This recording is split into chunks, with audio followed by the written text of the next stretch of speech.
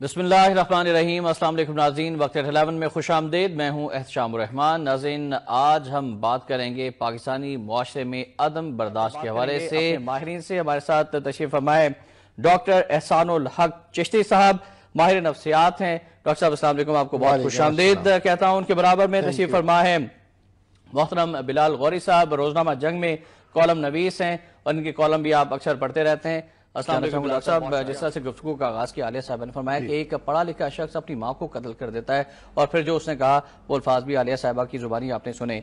तो क्या मुआशरे के अंदर सिर्फ पढ़े लिखे अफराद या फिर जो अनपढ़ अफराद हैं दोनों का रवैया एक ही तरह है? क्यों ये कहा जाता है कि जो पढ़ा लिखा अफराद है वो मुआशरे का एक बहुत ही सुलझा हुआ तबका होता है, उसे शऊर होता है, और दूसरा जो है उसके पास शऊर नहीं होता। तो शऊर और लाशऊर दोनों आज एक बराबर क्यों?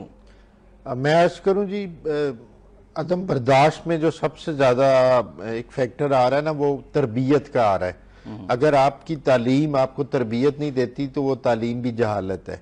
सही। क्योंकि कोई भी कोड ऑफ एथिक्स आप फॉलो कर लें, वो कोड ऑफ एथिक्स आपके माँ बाप ने सिखाया हो, आपके मदरसों ने सिखाया हो, मोहल्ले के बुजुर्गों ने सिखाया हो, आपके इस्लाम या कोई भी दूसरे मज़ाहब जो हैं उन्होंने सिखाया, मतलब कोई भी कोड ऑफ एथिक्स आप फॉलो कर लें, ऐसे रवैयों की कहीं भी कोई गुंजाइश नहीं है। और मैं समझता हूं कि ये जो मैडम ने बात की है उसमें तो उस बंदे का नफ्सियाती तज्जिया भी बड़ा जरूरी है। उसकी कुछ बातों में लग रहा है कि वो किसी बीमारी का भी शिकार हो सकता है। लेकिन मुआशरे में अगर मजमूई तौर पर जो अदम बर्दाश्त जो हमारा टॉपिक है उसमें मेरे हिसाब से पहला फैक्टर तरबियत की कमी है। दूसरे फैक्टर में फिर मुआशरती पहलू आ जाते हैं, महरूमियाँ हैं, नाइंसाफ़ी है, फिर तालीम का फुकदान जो कि तरबियत की तरफ लेके जाती है वो है, और बहुत से नफ्सियाती अमराज हैं। लाइक एक बंदा अगर क्लिनिकली डिप्रेस्ड है तो वो इरिटेबल होगा, वो रिएक्ट करेगा। इसी तरह उसमें एहसासे महरूमी और कमतरी आम पॉपुलेशन से बहुत ज्यादा होगी, उसका सेंसिटिविटी रेशो बहुत हाई होगा, इंटॉलरेंस बहुत होगी। एहसासे महरूमी मुआशरे के अंदर क्यों पैदा हो रही है?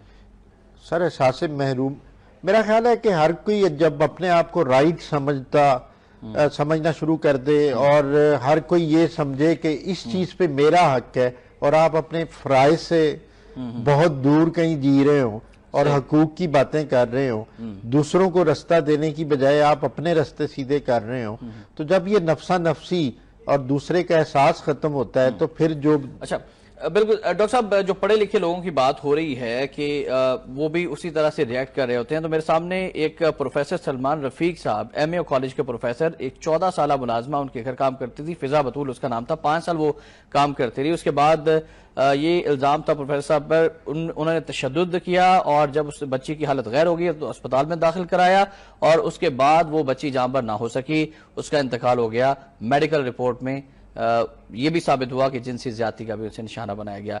ये सोच एक प्रोफेसर होकर क्यों? मैं वही अर्ज कर रहा हूं कि प्रोफेसर होना आपको किसी इखलाकी मर्तबे पे फाइज नहीं करता, जरूरी नहीं है। यानी जो दुनिया को ये कहता है कि आपने ये काम करना है, ये नहीं करना, और वो खुद जो है वो उस बुराई की तरफ जा रहा है, गलती की तरफ जा रहा है। मैं किसी इंसान पे मतलब उस हवाले से कोई वो लेबल नहीं करना चाहता, लेकिन मैं समझता हूं कि उनमें अगर ऐसे रिएक्शन आए हैं तो उनका भी हमें तज्जिया करना चाहिए कि वो इस इखलाकी गिरावट का क्यों डॉक्टर साहब, खवातीन के बारे से जो बात हो रही है, मियाँ बीवी की झगड़ों के बारे से बात हो रही है, फिर नौबत जो है वो तलाक तक जा पहुंचती है, फिर बच्चे जो हैं वो मुतासिर होते हैं। फैमिली कोर्ट्स के अंदर जो मनाजिर देखने में आते हैं, बच्चे रो रहे होते हैं, कोई माँ के साथ जाना चाहता है, कोई बाप के साथ जाना चाहता है। आपके पास जो पेशेंट्स आते हैं इस हवाले से आप बताइएगा कि किस किस्म के पेशेंट्स आपके पास आ रहे हैं, और ये जो खुद तौर पर मियाँ बीवी के झगड़े हैं इसके बारे से बताइएगा कि इसकी वजूहात आपके नजदीक क्या है? मैं अर्ज करूं जी कि मियाँ बीवी के जो झगड़े हैं वो सिर्फ उन तक महदूद नहीं है। हमारे पास जो पेशेंट आते हैं उसमें अगर हम डिटेल हिस्ट्री में जाएं तो वो अक्सर ऐसे घरों से आते हैं जहां यही कुछ हो रहा होता है कि आपस में प्यार नहीं है, एक दूसरे का रख रखाव नहीं है, इज्जत नहीं है। और जितनी स्टडीज हुई हैं वो ये साबित करती हैं कि जहनी अमराज उन लोगों में बहुत ज्यादा हैं जिनके घरों में झगड़े रहते हैं। और जहां तक बात है कि इसका तदारुक जो कैसे किया जाए, वो ये है कि मर्डर्स जैसे हमने मिसाल ली है, तो उसमें सजा और जजा तो उस एक दैट पर्टिकुलर क्राइम को डील करने के लिए है। ठीक। लेकिन जब तक आप उसका तज्जिया नहीं करेंगे, उन अवामल को एड्रेस नहीं करेंगे, ये सारा कुछ होता रहेगा। वो अवामिल क्या है? अगर घर की हम मिसाल दे रहे हैं, मियां बीवी के झगड़ों की मिसाल दे रहे हैं, तो क्या फाइनेंशियल मैटर्स है अब उसमें मुआशरे में इस वजह से लड़ाई झगड़े होते हैं ज्यादातर? उसमें मैं अर्ज करूं एक सिंपल मिसमैच हो सकता है कि आपने अगेंस्ट द विल दोनों को एक जगह इकट्ठा कर दिया हो, वो भी बरादरी सिस्टम, कोई और वजह, कोई मजबूरी बनी हो, मोहब्बत की शादियों के वाले से भी आजकल आ रहे हैं, कुछ हो गया हो। अभी पिछले दिन लाहौर का ही वाकया है, गाजियाबाद का इलाका है, जहां पर 5 माह हुए थे शादी को और लड़की के भाई ने 5 माह बाद कत्ल कर दिया। वो तो उसने गैरत नामी किसी चीज के अंडर आके किया होगा ना। तो वही तो मैं अर्ज कर रहा हूँ कि इंसानी जान की अहमियत देखें क्या हो गई है। ये अदम बर्दाश्त नहीं, ये तो हमारे जो बिल्कुल इखलाकियात है उसका जनाजा निकल गया है ना, कि कहाँ एक कीड़ी को पैर तले रौंदना भी आपके लिए लम्हा फिक्रिया होता है कि यार ये मेरे रास्ते में तो नहीं आई, मैं इसको क्यों रौंदूं। तो यहाँ देखें ज़िबा किए जा रहे हैं लोग। नस्ल बिलखुसूस यूथ जो है, जिसके बारे से बात हुई, वो नशे की आदत भी हो रही है। दरसगाहों के अंदर, बड़ी बड़ी यूनिवर्सिटीज के अंदर जिस तरह से लिबरलिज्म और सोशलिस्ट मुआशरे का कॉन्सेप्ट सामने आ रहा है, फिर एक आजाद मुआशरा जहां पर मखलूत एजुकेशन भी है और हर तरह की गैदरिंग्स भी हो रही हैं। यूरोप की तकलीद कर रहे हैं ना, लेकिन उनकी अच्छी बातों की हम तकलीद नहीं कर रहे। इसके क्या इफेक्ट्स है डॉक्टर साहब? इससे हमारे मुआशरे में जो ज़हनी बीमारियां हैं, ज़हनी मसाइल हैं, वो बहुत ज़्यादा बढ़ गए हैं। और मैं अर्ज करूं कि मुझे तो लगता है कभी कभी ये सारा कुछ एक कॉन्स्पिरेसी के तहत हो रहा है। पता नहीं, मेरी ये सोच आती है मुझे। वो कौन कर रहा है कॉन्स्पिरेसी? कौन कर रहा है? आई डोंट नो, बट मैं अर्ज करूं ना, अगर प्रायोरिटी सेट करते हैं, सपोज आपने नशा पकड़ना है, आपने ये खत्म करना है, हमारे इतने रिहैब सेंटर हैं, हमारे पास पेशेंट आते हैं, उनके पास 10-10 नंबर होते हैं डीलरों के, वो होम डिलीवरी है पिज्जा की तरह। अगर आपने नशा पकड़ना है, आप सिर्फ डेटा इकट्ठा करें एक दिन शहर में, जितने रिहैब सेंटर है नशे वाले वो इलाज करा रहे हैं, उन्हीं से आपको इतने कॉन्टेक्ट मिल जाते हैं। कोई नहीं कर रहा। मतलब हुकूमतें नाकाम है, अदालतें सजाएं देने में नाकाम मेरा ख्याल है नहीं है। इसी तरह एजुकेशन है, आप सारा निसाबी इस पे भी एक पूरा प्रोग्राम कर लें, सारे का सारा सिलेबस रिवाइज होने वाला है, उसको क्यों नहीं होने दिया जा रहा? मदारिस के बहुत लगाए जाते हैं, लेकिन जो दहशतगर्द हैं कोई भी वो सरकारी दरगाहों से, प्राइवेट इंस्टीट्यूशन से बड़े बड़े डॉक्टर्स, इंजीनियर्स वो पकड़े जा रहे हैं जो माशरे के अंदर इंतशार फैला रहे हैं। और वो जो मैडम कह रही थी, बिल्कुल इस तरह अगर आपका दिमाग और दिल सुकून में नहीं है तो वही बात है ना कि वो आपको डिप्रेशन की तरफ ले जाता है। और डिप्रेशन में जब आप ज़हनी बीमार हो जाते हैं तो फिर आपसे ये कैसे? डिप्रेशन क्या है कि उनके साथ ज्यादती हो रही है, अब उन्होंने बदला लेना है, पूरे माशरे से लेना है, रियासत से लेना है, इंतकाम लेना है, ये उनके ज़हन में बात है। डिप्रेशन जो है ना एक ग्लूमी नेगेटिव एक फीलिंग में रहने का नाम है।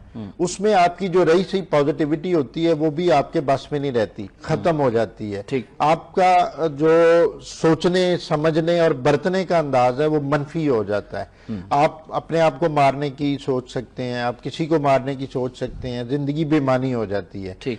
उसको फिर दवाई से, थेरेपी से ट्रीट करना उससे खास इंडिविजुअल को बड़ा जरूरी है। लेकिन असल मैयर जो लेने वाले हैं वो प्रिवेंटिव मैयर्स हैं कि ऐसे अफराद को बीमार होने से बचाया कैसे जाए, कैसे बचाया जा सकता है। वो इसी हवाले से कि जो मुआशरती अदम तवाज़ुन है उसको रोका जाए, तरबियत पे जोर दिया जाए।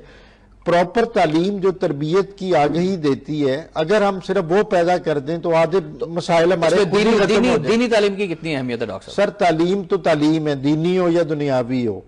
दीन भी दुनिया ही सिखाता है कि आपने कैसे बिहेव करना है, आपने कैसे रहना है, आपने साथ वाले से कैसे मिलना है। हमने उसको कोई माफूकुल फितरत चीज बना ली है। बेसिकली कोड ऑफ एथिक्स सिखाने का नाम दीन है। अगर आपने वो नहीं सीखा और आपने ट्रेनिंग पे ही लड़ते रहना है कि जी नमाज ऐसे नहीं ऐसे पढ़नी, नमाज इज अ ट्रेनिंग। और अगर उस ट्रेनिंग के समरात नजर नहीं आ रहे, आप में हलीमी नहीं आई, आप में बर्दाश्त नहीं आई, इसी वजह से तो फिर उसका फायदा इसी वजह से डॉक्टर साहब से जो कि माहिर नफ्सियात है उनसे जानना चाहूंगा। डॉक्टर साहब, ये क्या होता है, लोग क्यों जाते हैं ऐसे लोगों के पास? किसी को जिन्नात दिखाई दे रहे हैं और कोई ये दावा कर रहा है कि मैं आपकी तकदीर बदल दूंगा, खुदा मतलब अल्लाह माफ करे, इस तरह के जुमले कुफरी जुमले कहे जा रहे हैं। बिल्कुल, मैं अर्ज करूं ये जहालत है। एक तो किसी चीज का इल्म ना होना, लाइक अगर हमें अवेयरनेस हो, जैसे हमारी बीमारी है शिज़ोफ्रीनिया, साइकेट्री की बहुत फेमस बीमारी है, उसमें मरीज को ऐसे एक्सपीरियंसेस होते हैं, उसको रियल में आवाज़ें आ रही होती हैं, जैसे हम आप बोल रहे हैं, कम्युनिकेशन होती है, लोग नज़र आते हैं, अच्छा, चीज़ें नज़र आ सकती हैं। अब ऐसा मरीज इस मुआशरे में अगर किसी और या आमिल लोगों के हथे चढ़ जाए, वो क्या कहेंगे? वो कहेंगे जी इस पे सेब है, साया है, उसको कभी दुनिया देंगे, कभी मारकुटाई करेंगे। तो मतलब ये लाइल्मी है। फिर वो अगर आप देखें किसी को कोई लॉस हो जाता है, किसी को कोई डिप्रेशन हो जाता है, कोई कमरे में बंद हो जाता है, कहते हैं किसी ने कुछ कर दिया, हालांकि वो उसके अपने अवामल हैं। ठीक। और ये तकदीर पे, अल्लाह पाक की रबूबियत पे ईमान कमज़ोर होने की निशानी है। सही कि आप समझें जी, ये जैसे आप कह रहे हैं कि जी रिज्क में इजाफा हो जाएगा, जी फलां चले जाएं, जी ये लॉटरी निकल जाएगी महबूब कदमों में। अब ये देखें हमारे इस तरह की नौसरबाजी चल रही है ना माशरे के अंदर, चल तो रही है, लकी नंबर आपको मिल जाएगा, आपका हाँ, फलां इनाम निकल आएगा, आपकी जॉब अच्छी मिल जाएगी, आपका रिश्ता अच्छी जगह पर होगा, आपका जो महबूब जो है वो कदमों में होगा। मतलब इस तरह की ये दावे किए जाते हैं सिर्फ जाली लोगों की जानिब से। ये तो चलो थोड़ी पेचीदा बीमारी है। आम जो झटके लगते हैं, मिर्गी में दौरे पड़ते हैं। मेरे पास एक बच्चा आया, वो बेचारा वो किसी गाँव का था, उसको किसी बाबे ने इसी तरह उसको झटके लगते थे, तो उसने कोयलों पे चलाया। वो कुछ 10 साल का बच्चा था। अच्छा, कोयलों पे चला दिया जी, मैं इसके जिन्हें निकाल रहा हूँ। उस बेचारे को गैंग्रीन होगी, दोनों टांगे काटनी पड़ी। अब ये उन दौरों झटकों की बात है जो कि बड़े कॉमन है, और दवाई दो तो बिल्कुल ठीक हो जाते हैं। उसको आज भी लोग साया, सेब, असरात, जादू, मतलब तो इस तरह की डॉक्टर साहब गांव देहात से ज्यादा आ रहे हैं, शहरों में भी बेशुमार है। हमारी सोसाइटी के अंदर ताबीज, धागे, जादू टूना। ये बात डॉक्टर साहब से जानना चाहूंगा, आपकी बड़ी गहरी निगाह भी है, रिसर्च भी है सोशल मीडिया के ऊपर, जिस तरह से जो पोस्ट होते हैं, चाहे वो फेसबुक हो, चाहे वो ट्विटर हो, या और दीगर जो मीडियम्स हैं सोशल मीडिया के, उस पर आप क्या कहना चाहेंगे? वहां पर भी लोग एक दूसरे के खिलाफ बातें कर रहे होते हैं, एक दूसरे के खिलाफ पोस्ट आ रही होती हैं, तो ये एक साइकोलॉजी की एक माहिर नफ्सियात के लिए एक नई चीज है। इसको आप किस तरह से डिफाइन करते हैं? मेरा ख्याल है चीज अच्छी बुरी जो है ना उसके इस्तेमाल से होती। सोशल मीडिया एक बहुत अच्छा मीडियम है, उसको आप पॉजिटिवली भी यूज कर सकते हैं, नेगेटिवली भी। अब बहुत से जो अफराद हैं उसको नेगेटिवली यूज करते हैं और उससे मुनाफरत फैलती है। अपने जज्बात का भी इज़हार किया जाता है, उस पर कोई रोक टोक भी नहीं है। मेरा ख्याल है चेक एंड बैलेंस अगर हर चीज पे होगा, सोशल मीडिया पे भी होगा, एक खास कोड ऑफ एथिक्स डिफाइन, देखें ना, रूल अगर आप डिफाइन कर देते हैं ना, जैसे किसी इमारत में आग लग जाती है, अब अगर पता है लोगों को एस्केप किधर है, फायर एग्जिट किधर है, वो बड़े सलीके से उधर से एग्जिट कर जाएंगे। अब जहां किसी ने सोचा ही नहीं है, अचानक जैसे हमारे फ्लड आते हैं, कोई मैनेजमेंट नहीं है, तो क्या हड़बोंग होती है। राइट। इसी तरह हमारे बाकी मुआशरती रवैये हैं, उसमें भी हमें हड़बोंग नजर आती है कि कोड ऑफ एथिक्स डिफाइंड नहीं है, और जैसे बिलाल साहब कह रहे हैं कि उस पर रिट कायम नहीं है। सही। अगर हम चीजों को डिफाइन हमारे सोसाइटी में हो जाए और रिट कायम हो जाए और एक दूसरे को लिबर्टी दें, वो अमजद साहब ने कहा है ना, मोहब्बत ऐसा दरिया है कि बारिश रूठ भी जाए तो पानी कम नहीं होता। बेशक, बिल्कुल। तो ये तो बहुत शुक्रिया। चलने वाला आपके आखिरी नोट पर हम इस प्रोग्राम का भी इख्तिताम करना चाहेंगे। बहुत शुक्रिया आपका डॉक्टर एहसानुल हक साहब, मोहतरम बिलाल गौरी साहब और मोहतरमा आलिया सारिम बर्नी साहबा, आप कराची स्टूडियोज में तशरीफ फरमा रही। आपका भी शुक्रिया। साजिद मीर साहब हमारे साथ टेलीफोन लाइन पर है, उनका बहुत शुक्रिया।